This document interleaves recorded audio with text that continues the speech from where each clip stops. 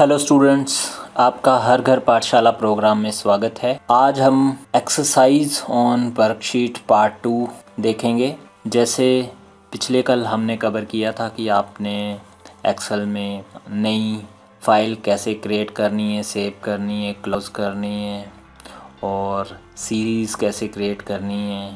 तो आज हम इसका थोड़ा एडवांस पार्ट पढ़ेंगे, जिसमें हम देखेंगे कि हमने जो कल तो हमने सम फंक्शन ही यूज़ किया था, आज हम एवरेज, मिनिमम, मैक्सिमम ये वाले फंक्शन यूज़ करके देखेंगे। और इसके साथ साथ हम चार्ट डिफरेंट टाइप्स के जो हमारे इसके साथ अवेलेबल हैं एक्सेल के साथ, वो वाले हम अप्लाई करके देखेंगे अपने डाटा के ऊपर।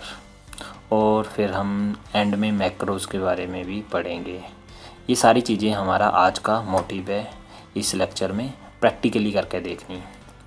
तो सबसे पहले हमारे जो स्टैटिस्टिकल फंक्शंस हैं, सम, एवरेज, उनको अप्लाई करके देखते हैं। मैं कोई भी यहाँ पे नंबर्स ले लेता हूँ इस फर्स्ट वाले कॉलम में। जैसे मैंने 3-4 नंबर ले लिए, कोई भी जो भी आप नंबर रखना चाहें वो रख सकते हैं। अब यहाँ पे सबसे पहले मैं यहाँ पे 10 सेल ले लेता हूँ।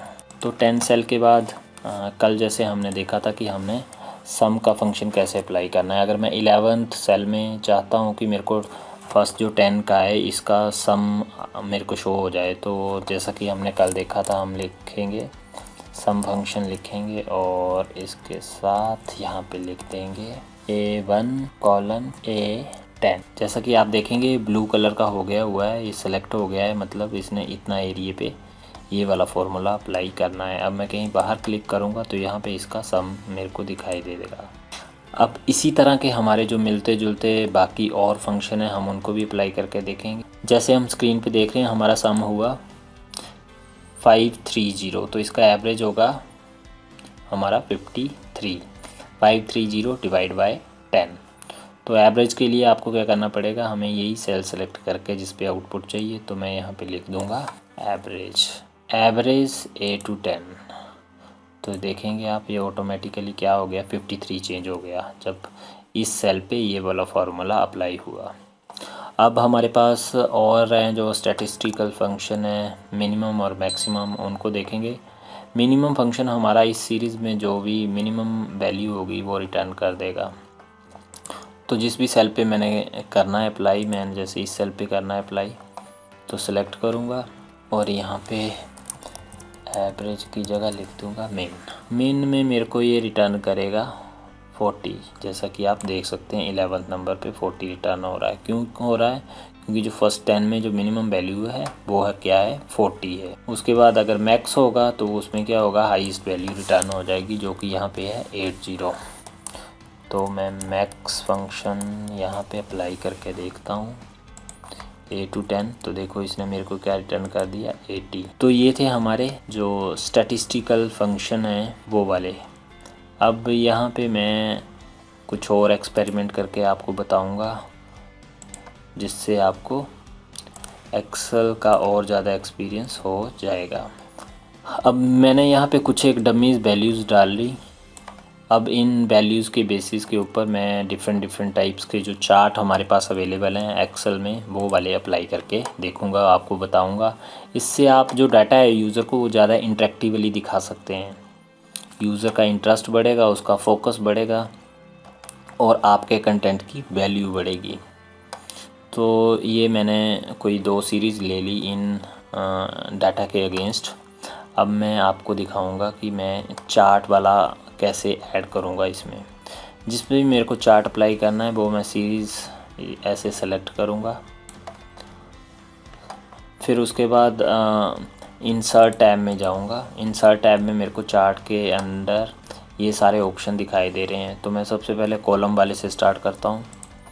कॉलम वाले में मेरे को 2D, 3D, cylindrical different option available हैं।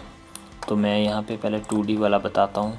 तो मेरे को ABC के अगेंस्ट जो बाकी 2 सीरीज़ की वैल्यू है, देखो अलग अलग उसमें दिखाई दे रही है। सीरीज़ 1 ब्लू से और सीरीज़ 2 डिफरेंट कलर से। ऐसे ही मैं इसमें और भी डिफरेंट ऑप्शन सेलेक्ट कर सकता हूँ। अगर मेरे को कॉलम में ये वाला करना है तो सिलेंड्रिकल, तो ये ऐसे दिख जाएगा। तो ये डिफरेंट व्यूज़ डाटा को दिखाने के हैं। अब जो सेकंड टाइप का ऑप्शन है वो मैं बताता हूँ आपको। जैसे लाइन वाला है, लाइन में हमारे पास ये सारे ऑप्शन हैं, तो मैं कोई भी यहाँ पे अप्लाई करके देख लेता हूँ। ये लाइन पे किया फर्स्ट वाला, तो लाइन पे देखो मेरे पास ये दोनों सीरीज़ हमारी आ गई, एक ब्लू कलर से है और एक दूसरे डिफरेंट कलर से है। ये वैल्यूज़ हैं इनके अगेंस्ट, जैसे कि चार्ट में दिखाई दे रही हैं। बार में जैसे मैं सेलेक्ट करूँगा बार, यहाँ पे ये डिफरेंट ऑप्शन अवेलेबल है। ओके पे क्लिक करूँगा तो ये बार्स आ गई हमारे पास सीरीज़ के अगेंस्ट। अब और करता हूँ मैं चेक, तो एरिया वाला आ रहा है ऑप्शन मेरे पास। एरिया में 5-6 ऑप्शन अवेलेबल हैं। ये एरिया वाला कर दिया मेरे को शो, इसके बैकग्राउंड में दूसरे वाली सीरीज़ शो हो रही है। उसके बाद नेक्स्ट है हमारे पास एक्स वाई स्कैटर, ये वाले ऑप्शन है हमारे पास। ये मैंने अप्लाई करके देखा तो एक्स वाई की स्कैटर डॉट्स आ गए यहाँ पे। तो ये डिफरेंट ऑप्शन है हमारे पास, जो हम अप्लाई करके देख लेते हैं अपने इस पे। ये मेरे पास डिफरेंट ऑप्शन है डाटा को दिखाने के, ताकि डाटा ज़्यादा इंटरेक्टिव वे में यूज़र को दिखाई दे। आप इनमें से कोई भी ऑप्शन सेलेक्ट कर सकते हैं और अप्लाई करके देख सकते हैं। ये देखो और है हमारे पास, एक और है। ये सारे ऑप्शन हैं हमारे पास डिफरेंट चार्ट्स के। आप अपने डाटा पे अप्लाई कर सकते हैं और उनका रिज़ल्ट यहाँ पे देख सकते हैं। अब हम जाते जाते एक और चीज़ जो बड़ी इम्पोर्टेंट हम यहाँ पे कवर करेंगे, हम एक मैक्रोज़ बना के देखेंगे। मैक्रोज़ आपका एक स्टोर्स कमांड होती हैं जो आप उनका शॉर्टकट या उनका नाम से आप सेव कर लेते हैं और उन शॉर्टकट और नाम से उनको कॉल करते हैं, और वो कॉल होने पे वो प्री डिफाइंड कमांड्स को एग्जीक्यूट करती हैं और आपका वो टास्क कंप्लीट हो जाता है। तो सबसे पहले मैक्रोज़ को आपको एक्टिवेट करना पड़ता है, इनेबल करना पड़ता है। उसकी प्रोसेस बता देता हूँ। उसके लिए आपको क्या करना पड़ेगा, ऑफिस मेनू में हमारे पास एक्सेल ऑप्शन आ रहा है। एक्सेल ऑप्शन में हमने क्या करना है, यहाँ पे हमारे पास ट्रस्ट सेंटर आ रहा है। ट्रस्ट सेंटर में हमने क्लिक करना है। ट्रस्ट सेंटर सेटिंग में, ट्रस्ट सेंटर सेटिंग में हमारे पास आ रहा है मैक्रो सेटिंग। बाय डिफ़ॉल्ट ये डिसेबल होती हैं क्योंकि ये सिक्योर नहीं होता आपका, वो डेंजरस होता है मैक्रोस में जो डाटा रन हो जाता है। अगर कंट्रोल में हो तो कोई इसमें इशू नहीं है। तो मैं यहाँ से इसको इनेबल कर लूँगा और ओके कर दूँगा, फिर से ओके कर दूँगा। अब मेरा मैक्रोस जो है वो अनेबल हो गया है, और अब मैं ऐसा मैक्रोज़ बनाऊंगा जिससे मेरा जो टैब है वो नेक्स्ट उसमें लाइन में चला जाए। तो हम स्टार्ट करते हैं यहाँ से और डेवलपर वाले टैब में रिकॉर्ड मैक्रो पे क्लिक करूँगा और मैक्रो का नाम रख दिया हमने जैसे नेक्स्ट लाइन। शॉर्टकट कर दिया हमने इसका कंट्रोल एल। अगर कैपिटल लेटर यूज़ करेंगे तो हम शिफ्ट दबाएंगे साथ में, और ये हमारा हो गया अप्लाई। इस पे ओके कर दिया हमने। अच्छा, name you enter is not valid, में नेम एंटर करना है मैक्रोज़ का। नेम में आपने स्पेस नहीं करना है यूज़। डिस्क्रिप्शन मैक्रो के रिलेटेड आपने यहाँ पे दे देना है। ओके प्रेस कर दूँगा। अब यहाँ पे मैं यूज़ रिलेटिव रेफरेंसेस कर लूँगा और मैं इस पे क्लिक कर दूँगा। इसके बाद ये यहाँ पे आ जाएगा। ये नेक्स्ट लाइन पे आ गया। अब मैं इसको स्टॉप कर दूंगा और रिकॉर्डिंग को भी स्टॉप कर दूंगा मैक्रोज़ को। अब मेरा मैक्रोज़ यहाँ पे रिकॉर्ड है। अब हम इसको प्रैक्टिकल करके देखेंगे कि वो चल रहा है या नहीं चल रहा है। तो मैंने लिखा यहाँ पे HHH, यहाँ पे कोई वैल्यू डाल दी, यहाँ पे 8 डाल दिया। अब यहाँ पे मैं अपना मैक्रो चलाने के लिए मेरे को क्या करना पड़ेगा, कंट्रोल L प्रेस करना पड़ेगा। कंट्रोल L प्रेस करता हूँ, देखो तो मेरा नेक्स्ट लाइन में चला जा रहा है हमारा। अब मैं यहाँ पे फिर से कुछ भरता हूँ और यहाँ पे कंट्रोल L कीवर्ड से प्रेस करूँगा तो ये नेक्स्ट लाइन में मूव हो जाएगा। तो इसका मतलब मेरा मैक्रोज़ ये रन हो रहा है। मैक्रोज़ में जो भी मैंने कमांड स्टोर की थी वो रन हो रही है।